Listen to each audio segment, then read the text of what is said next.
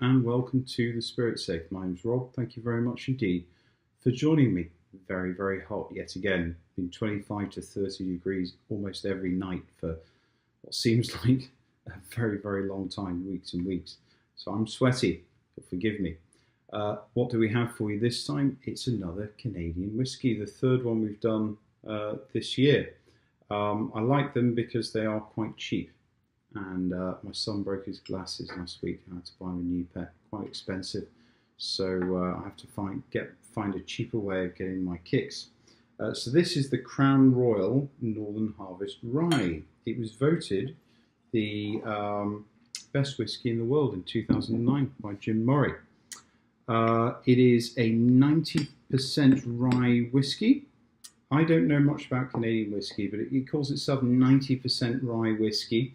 But then it calls itself fine blended Canadian whiskey. Bottle at 45%. I don't know why they have to call it a blended whiskey if it's 90% rye.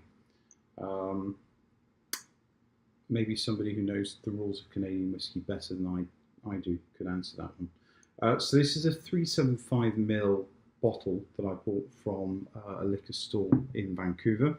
I paid less than $20 plus tax, I think.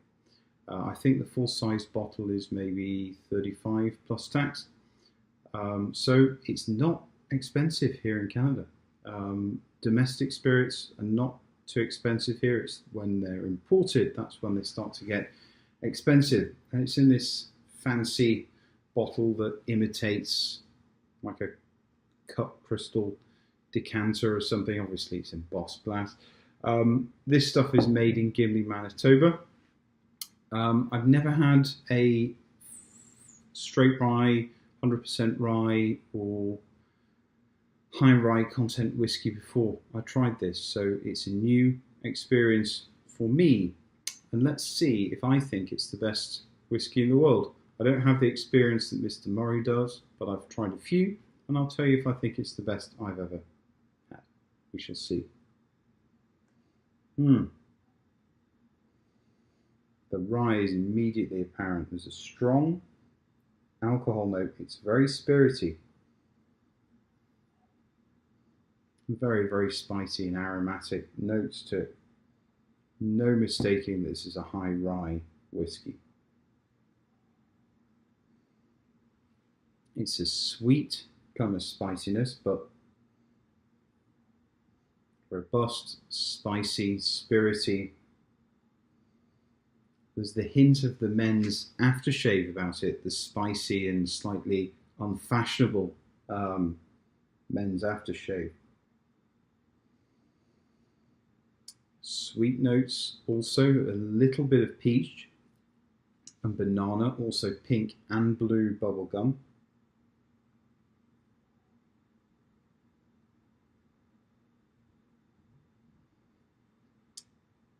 Fruity sherbet, a little bit of spearmint, and much later you get the vanilla-y oak note. It doesn't come straight up front because the spirit dominates this. It's not an old whiskey. It's not a 20. It comes without an age statement, but by no means is it a 20-year-old whiskey. Into pear as well.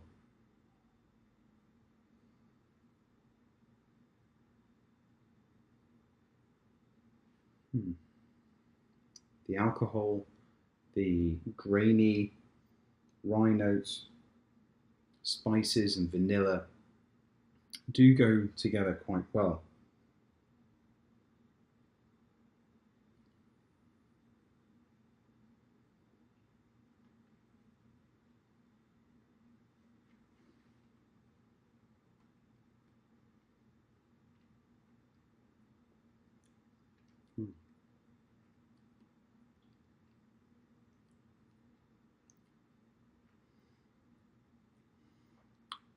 Definite spicy on the palate, all that rye, hint of fresh mint, pear drops, which are kind of hard candies that taste a bit like acetone, a maple syrup,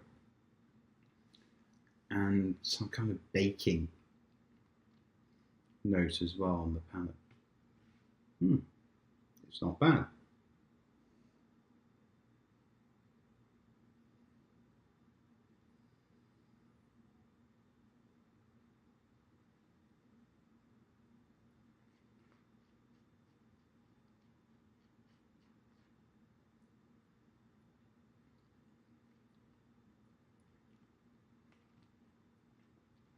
Just very spirity that time. Not as much complexity there. I went back for another sip. Finish is of black licorice, oak, and vanilla. Not much more that can be said than that, I'm afraid. This will be a short video. It's not the best whiskey in the world. It's not even the best whiskey in my cabinet.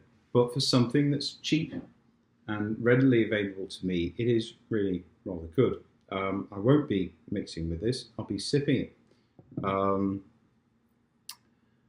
I've enjoyed having this bottle because this is a new style for me. I've never had the high rye whiskies before. I've only had 2 or 3 Canadian whiskies before. And to know that there's a style out there that I can enjoy that's easily available to me for a low price is very interesting. I'm interested in trying some American rye. I'm interested in particular in trying the Lot 40. I consider buying this and keeping a bottle as kind of a bottom shelf bottle, but by no means would I be giving it any awards as the best thing in the world. Perfectly nice, interesting, probably a good introduction to rye whiskies. So I say judge it by its price tag and its availability rather than as the best whiskey in the world. I think if you go into this expecting to find the best whiskey in the world, you might be a little bit disappointed. Just my view. Anyway, I shall enjoy what remains of this. Thank you very much indeed for joining me, and we'll meet again soon. Cheers. Bye-bye.